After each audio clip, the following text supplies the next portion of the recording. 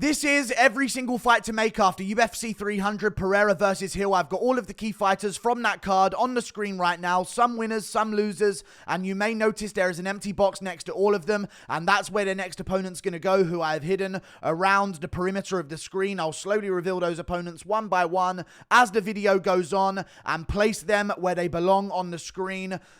This took me an annoyingly long time to set up. Let's get started with the main event. Alex Pereira versus Jamal Hill. Alex Pereira wins. A lot of people are saying he said he wanted to move up to heavyweight after that performance. I think he actually said that he wanted to get defenses and then eventually make his move to heavyweight. He wasn't planning on doing it already. And I think he should be taking on this person right here. Sorry for the jump scare. It's Magomed Ankalaev. Magomed Ankalaev turned down a fight with Alex Pereira at UFC 300 because of Ramadan. Guess what? Ramadan's over, lil bro. Fight Alex Pereira at UFC 301 or you can get lost. End of discussion. Alex Pereira wants on UFC 301. Alex Pereira can single-handedly save that absolute disgrace of a card that is UFC 301. And don't get me wrong, I feel like the Brazilian crowd do deserve absolute garbage in terms of product. So I almost like that the UFC is punishing the Brazilian crowd by giving them such a trash product at UFC 301. But in this day and age, after 299 and UFC 300 back-to-back, we just can't have a pay-per-view headlined by Pantoja and Erceg. So wherever your nuts are at, Ankalaev, find them and fight Alex Pereira in 3 weeks or 4 weeks, however long it is, at UFC 301. If Alex Pereira can fight after a full training camp against Jamal Hill, beat him, and then want to make a turnaround a few weeks later, the least you can do is fight in 4 weeks or 3 weeks against Alex Pereira in the main event of UFC 301. Is this ideal? No, but Ankalaev does deserve his title shot. I'm very aware of that. If I'm Ankalaev, Ramadan or not, I'm staying as prepared as I possibly can be, hearing before the fight with Pereira and Hill that Alex Pereira wants to make a turnaround at UFC 301. So be there or be square and you can rematch Nikita Krylov, who went to a very close decision with you the first time as well. So Alex Pereira, Magomed Ankalaev, main event, UFC 301. A lot of people are talking about Alex Pereira moving up to heavyweight.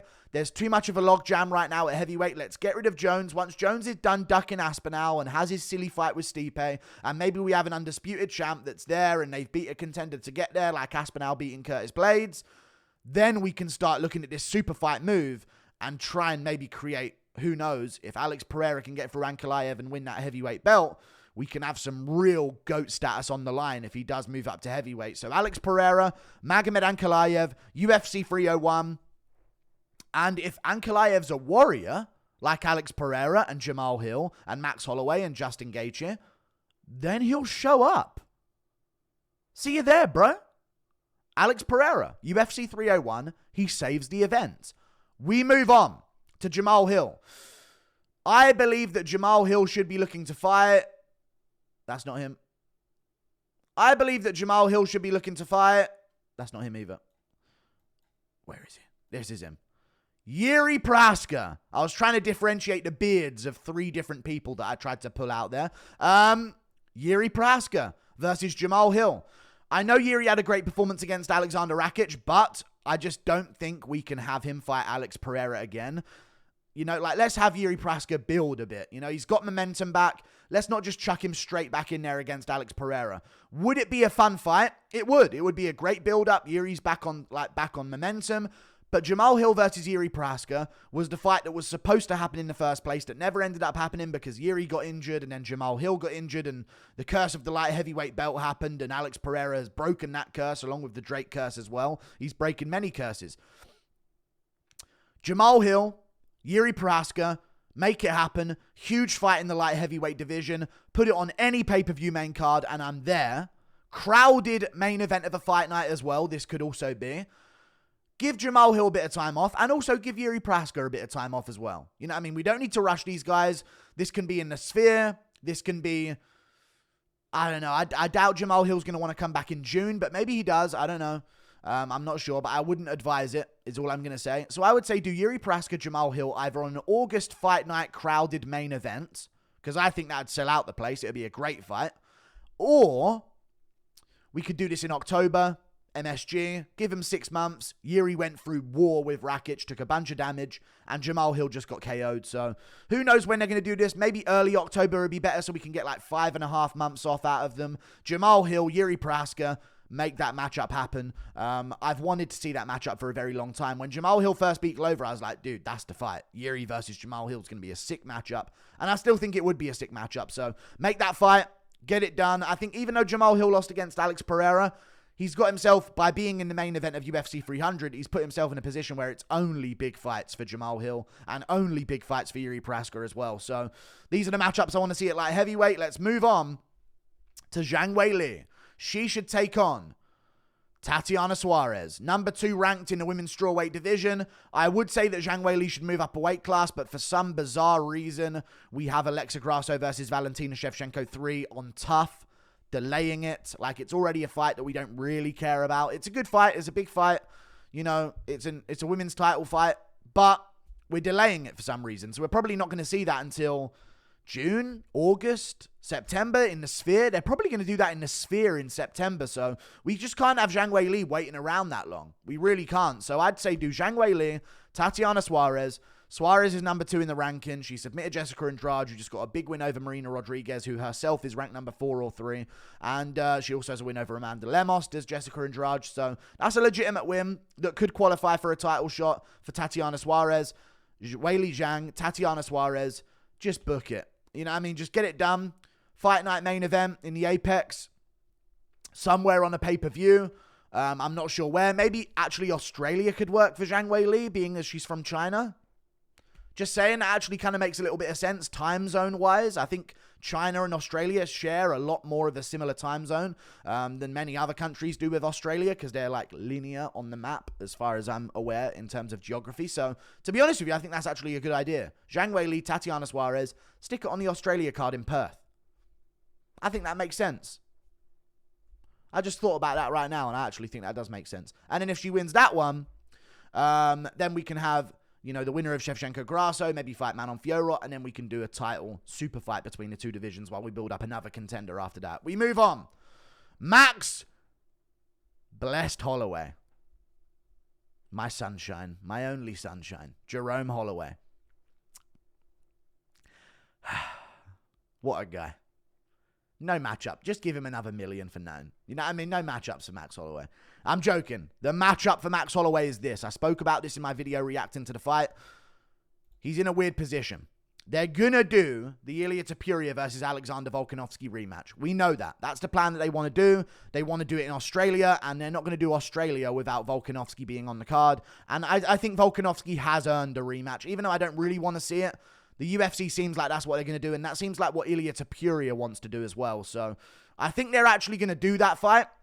I don't want to see Max Holloway, who's just built himself up into lightweight, all of a sudden just start cutting back down to featherweight again. You're at lightweight. Now's the lightweight time. This year, 2024, should be let's see how far Holloway can go at lightweight. You know what I mean? And then if it fails, or, you know, if he comes into a road stop or whatever it is, roadblock, he gets like beaten by someone at lightweight, then we can say, okay, he can resort back to featherweight and go for another run there. We shouldn't just be like, let's just go featherweight now. So I think that his fight should be... That's McGregor's mouth right there. Conor McGregor should be the next fight for Max Blessed Holloway. I'm telling you. If Conor McGregor gets through Michael Chandler, if Michael Chandler wins, I don't know anymore. Okay? Who knows? I'm willing it into existence that Conor McGregor gets the jump on Michael Chandler in June, which is now official, and soon, it's in June, Max Holloway, take a break. You went 5 rounds of Gaethje. I know you didn't take too much damage, but you did take some. Stay at lightweight, acclimatize to the division, acclimate to the division, sorry. Max Holloway, Conor McGregor could well be the October MSG main event, BMF belt on the line. Sign me up. Sign me up. We got September in the Sphere. I don't think McGregor's going to be looking to turn around that fast. October, though, we're looking for some fights around October, and it's likely going to be in MSG because they like to do October in MSG. Then maybe they do another one in Abu Dhabi in October as well. Max Holloway versus Conor McGregor for the BMF belt. 2, the rematch, years in the making. Max Holloway, in my opinion, out of everyone I can think of that's not a world champion right now in the weight classes of featherweight and lightweight, and welterweight even, Max Holloway is probably the guy that's going to bring the most pay-per-view sales to a fight with Conor McGregor. And if that don't motivate Conor McGregor, I don't know what will. McGregor, do your job. Dust up Chandler, that little cringe weirdo. We get it. You're a nice guy. NPC. Max Holloway, Conor McGregor for the BMF belt. It just writes itself. Justin Gaethje, loser of the co-main event. The co-main event. Let's be real. Feature fight. Justin Gaethje. Lost to Max Holloway, got KO'd. Gonna want a bit of time off, 6 months, I would say. We're looking to bring him back around October as well. I love the idea of a fight between him and Charles Oliveira in a rematch. I don't want to see these guys just go back to fighting contenders immediately. He took the risk by fighting Holloway. He didn't need to. He could have sat there and been like, no, I want to fight Makhachev, and actually probably got the title shot in June. He risked this to put on a show as the BMF for the fan base. We're keeping him in big fights. He might retire. I doubt he wants to go out like that. I really doubt he wants to go out like that. You know, if Holloway didn't KO him, I could see him on the mic afterwards calling it. I know he don't want to go out face first like that and end his career like that. So, Charles Oliveira, take some time. No rush in his career either. And we just do Gaethje versus Oliveira too. Oliveira just lost to Tsarukyan. I think that's a sick matchup. Add it to any pay-per-view, it'd be huge. You know what, 5 months from now, if Gaethje don't want to wait too long, because I don't know, I take Gaethje as someone who doesn't really care about his brain health, no offense. The Sphere, main card of the pay-per-view in the Sphere, Justin Gaethje, Charles Oliveira, guaranteed violence on the main card. I would love to see it. That's 5 months from now. Is it too short of time for Justin Gaethje? Maybe, but I can see him just wanting to get back in there anyway, so I'm not going to live in an ideal world where he takes 8 months off. You know what I mean? So, Justin Gaethje, Charles Oliveira 2 in the Sphere in September. We move on. Armand Tsarukyan 1 against Charles Oliveira, using cowardly techniques, but we've come to expect that now from certain fighters. Armand Tsarukyan won. He had a great second round. He had a great performance in certain moments of the fight, and he survived some dangerous positions as well. Armand Tsarukyan versus Mateusz Gamrot 2. They've not given him the title shot against Islam Makhachev. What they could do is just have Armand Tsarukyan be the backup fighter in June. They could. They could also just be like, hold on, Armand. We're going to need a title fighter in October. We want Makhachev to have the ability to have 2 fights back-to-back on the trot. So they might just stall out Armand Tsarukyan and say, wait, keep you on ice. You're a deserving contender for the title. We'll have you rematch Makhachev, and that way we can keep Makhachev busy rather than waiting for all these contender matchups to be done. But what I would like to see is an Armand Tsarukyan Mateusz Gamrot rematch. I thought Armand won the first fight. And as Armand Tsarukyan is now probably going to be the number 1 contender at lightweight, I think to myself, how do you bait a number 1 contender who rightfully may have earned a title shot to take a fight that's below him in the rankings right now? And the only way you do that is right the wrong that was that first fight, where I thought Armand should have won, but it was a very, very close fight, and beat a guy who's beaten you. Gamrot has a win over Armand. So you can use that as leverage against Armand to be like, hold on now, Mr. Title Shot. This guy beat you, and he's coming off 2 wins in a row, because Gamrot is coming off wins right now. Even though you don't like the style that he's doing it with. You could argue the same with Armand. Gamrot's is a lot worse, though, I agree. Do the rematch between the two of them. It's a great way to bait Armand back into a big fight. Armand Tsarukyan, Mateusz Gamrot 2. Book the fight soon. July, maybe. I would say. Maybe July. Who knows? Maybe even on the Saudi card. I wouldn't even mind that if they could make a quick turnaround. We'll see what ends up happening. Bo Nickal won his fight against Cody Brundage. No more playing games. We got to have at least some kind of test. They're not giving him Ikram Aliskerov. Ikram Aliskerov's already booked up with a matchup. They're not going to give him Sharon Magomedov. Sharon Magomedov wants to be on that June card. I don't want to see him versus Meerschaert. I think a great way to give Bo a tougher test is to I think this is what the UFC is going to do. They're going to trick the public. You want to know how they're going to trick the public? This fat runt of the litter Dagestani Aliskerov Khizraev. That's how they're going to trick the public. He's 14-0, undefeated in the UFC as well. Won his first fight in the UFC. Got eye poked in the second one and it got called off because it was a nasty eye poke that he took off Makhmud Muradov. Bo Nickal versus him. I tell you what, people will be like, who? But then in the marketing, they'll be like, undefeated, 14-0, Dagestani prospect, Aliskerov Khizraev. Even though Khizraev is undisciplined, literally had been out for 2 years because he had a struggle with morbid obesity. I'm not joking. He had a struggle and a problem with morbid obesity. That was the reason for his layoff in his career. This is a good way to deceive the public, and I think this is what the UFC is going to do.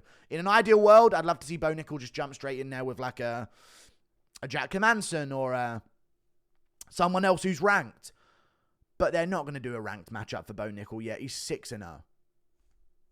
You know, he's 6-0. They're building him. We know they're building him. Give him this fight. It's a Dagestani guy. And if we see Bo Nickal out-wrestle and submit a Dagestani, all of a sudden the hype goes to fucking 5,000 times what it was.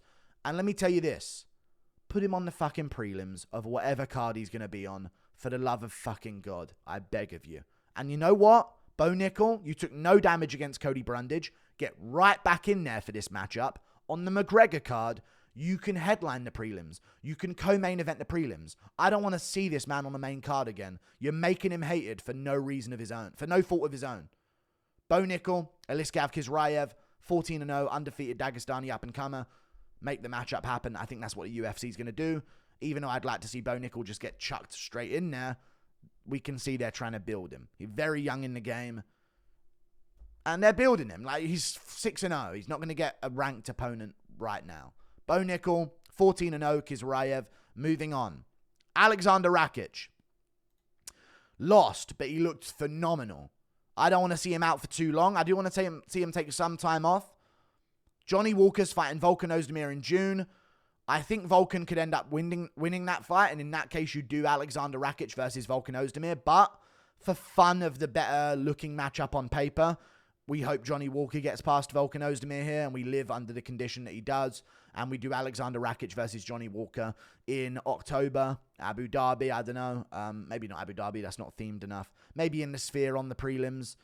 Maybe on a fight night Apex main event. I could see an Apex main event if Walker gets like a KO over Ozdemir on the Saudi card, and it's a big popular KO, and they do Rakic versus Walker. That looks like a modern day Apex main event in my opinion, and probably better than some of the Apex main events we've been getting. So Alexander Rakic, Johnny Walker, I think that's a great matchup. Aljamain Sterling fought against Brian Ortega. I ruined it. He fought against Calvin Kattar. Give him Brian Ortega next. Brian Ortega is a grappler. Aljamain Sterling's a grappler. If there's one thing UFC 300 taught me, fuck grapplers. Strikers all the way. Aljo deserves a jump up. Even though you don't like the way he fought, and I don't like it either, I thought it was quite a dull fight. He's a pound for pound level fighter. He's number 15 pound for pound. Arguably should be higher than that. Maybe number 14 or 13 is what he should be. Like, he arguably should be above Sean Strickland pound for pound. Like, he defended his belt a few times. Even in controversial fashion, he still did. You know, he matched the title defenses of his record, of his division, for God's sake. So, Aljamain Sterling shouldn't be treated as like some unranked featherweight that just got a big win over Calvin Kattar. He's number 2, number 1 in the rankings at bantamweight, number 2, I think. Pound for pound, on the pound for pound list. And give him a jump up against Brian Ortega. Let's cancel out one of the grapplers. I reckon Ortega could win it, but I'd like to see how it goes down. On the Sphere in September, I think that's a great addition to that main card of a pay-per-view or the prelim main event. Who knows? Kayla Harrison. This dude beat the hell out of Holly Holm. Amazing performance. Raquel Pennington. I don't give a fuck about Juliana Pena, honestly. They're trying to have Juliana Pena fight Raquel Pennington later this year. I heard Pena saying, you know, she wants to wait until October or November. What a coward. Listen, sorry, Pena. I don't care. I just don't care. I don't care about Nunes coming back. I don't care about Pena. We need to just go off of the hype that we just saw Kayla Harrison get from that UFC 300 performance and do Kayla Harrison versus Raquel Pennington for the belt later this year. We might as well. She's the only thing of any, like, interest in the women's bantamweight division right now. So keep her active, keep her ready, and give her that title shot against Raquel Pennington. And she probably beats the hell out of her. And we just need to get rid of Raquel Pennington as champion. So even though Kayla Harrison listen, it's women's MMA. She breathes life into women's bantamweight. So, Kayla Harrison, Raquel Pennington, make it happen. We move on. Diego Lopez. Savage this guy is. Picture this. He's not going to get the Movsar Evloev rematch. Evloev is highly, highly ranked. He's not going to get that rematch against Evloev right now, okay? They're probably going to have Evloev on an Abu Dhabi card in October against a top contender at featherweight for a title shot at some point. Diego Lopez, you want violence on that Sphere card, on the main card of the Sphere in September? Maybe even on the McGregor card sooner. Let's do it on the McGregor card. Fuck the Sphere for now, actually. He took no damage. Diego Lopez, on the McGregor main card. You want violence? You want hype?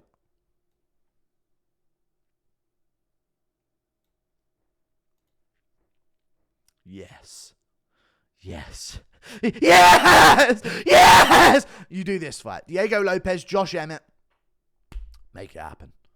Danger. Round 1. Danger. Everyone on the edge of their seats. Holy fucking shit. How's this one going to go down? Diego Lopez, Josh Emmett. The best finishing instincts we've maybe seen in featherweight history, other than maybe Ilia Tapuria. But Lopez might be giving him a run for his money, I'll be honest with you. And Josh Emmett, coming off one of the nastiest KOs in UFC history. Come on. Diego Lopez, Josh Emmett sells itself. As soon as that fight starts, any real MMA fan is going to be sweating for this matchup. Amazing fight. Book it. And everyone is going to be hype about it. Renato Moicano. He didn't call out Paddy Pimblett, which makes me think he thinks he's above Paddy Pimblett. And I actually agree with him. I'm going to give Paddy Pimblett to someone else on this. Renato Moicano, I think he's earned a jump up the rankings, dude. He's been putting in work. And listen, he beat Jalen Turner more impressively than Dan Hooker did. I know Jalen didn't drop Dan Hooker, but Renato finished Jalen Turner.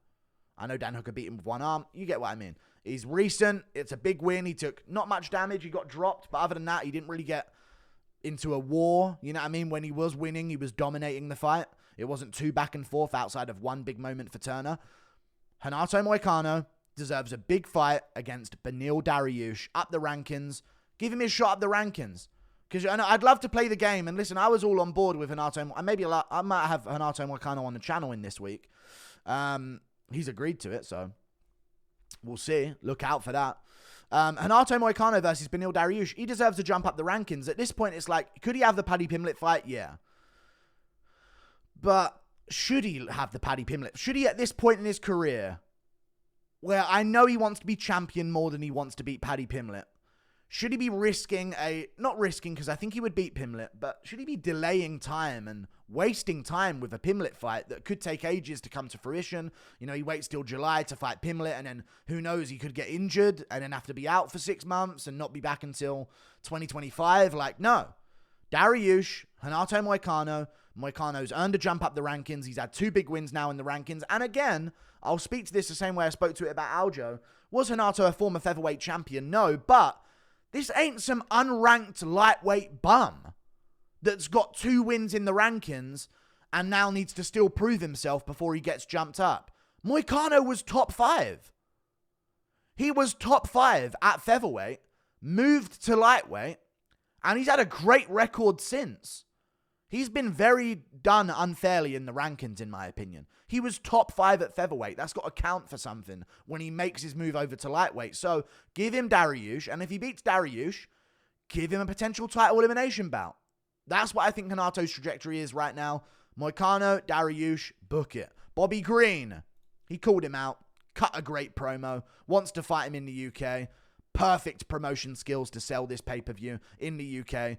Bobby Green capitalized on the moment, in the spotlight, beat up on Jim Miller. Amazing performance. Showed he still got it after that Jalen Turner loss. The Paddy Pimblett fight is there. And also Pimblett, I believe, reacted to the fact that Bobby Green called him out when he was watching it live on his YouTube channel. I saw him react to the card, so I'm assuming he reacted to Bobby Green calling him out. He better have done, because that would be great promo. Bobby Green, Paddy Pimblett in the UK in July. Bobby Green will sell that fight. I know Moicano could have sold it more, but Bobby Green will probably sell it more viciously and more bad blood-wise. You know what I'm saying? He'll go at Pimblett skill-wise and character-wise, whereas Moicano will big himself up and have some great moments on the mic, but there might not be any animosity and beef because it feels like Pimblett kind of likes Moicano. There'd be some spitefulness in this build-up between Bobby Green and Paddy Pimblett, though. Book it. We move on. Jessica Andrade. Yeah, just put her against Virna Jandiroba. Anyway, Deiveson Figueiredo. Great win. Someone just had surgery for an injury they've got that they're going to have to recover from. And Figueiredo just won, so he's not going to be in any rush to make an immediate turnaround. At the end of this year, I want to see Deiveson Figueiredo versus Peter Yan. When Yan was champ at bantamweight and Figueiredo was champion at flyweight, I wanted this fight like nobody's business. When Figueiredo was doing his thing at flyweight as well. Like, before the Moreno draw and things grinded to a halt by them just doing the infinite rematches and infinite quadrilogies and all this stuff at flyweight. When he first rose up and claimed it, and Yan rose up around the same time and claimed his, I wanted this crossover. And now we have a chance to have it. Figueiredo, wait out till the end of the year. Huge fight for him up the rankings. It's a fight that he probably will be okay to wait out for. It's not like we're asking him to wait around so Jonathan Martinez can get a shot against him if he wins. No. Deiveson Figueiredo, Peter Yan, an amazing matchup. Crowded fight night main event. Main card of any pay-per-view. Sign me up. Great fight. Deiveson Figueiredo, Peter Yan. Cody Garbrandt lost. And I think his opponent should be Adrian Yanez. Adrian Yanez has a matchup coming up soon, I believe, with a guy named Vinicius Salvador or something along those lines. If he wins it, this is a star that the UFC really likes. He's a pure striker that the UFC really likes. He's even a pure boxer that the UFC really likes and really wants to promote. If he gets a TKO win that's sort of highlight reel worthy and gets himself back on track after his loss to Rob Font, we can start looking at that Garbrandt matchup outside the rankings because it'll give him that momentum again, or it'll give a nice matchup to Garbrandt, which is a pure striking match. And Garbrandt didn't take too much damage. He was winning the first round, he won it on the feet, and he got choked out. So he's not going to be out for ages worried about if his chin's going to be the same again. You know what I mean? We're way beyond that. We know it's not going to be the same. But Cody Garbrandt, Adrian Yanez on the Sphere in October. Who knows what they do with this? Great matchup, though. Like and subscribe. Thank you for watching. That's every fight to make after UFC 300. Goodbye.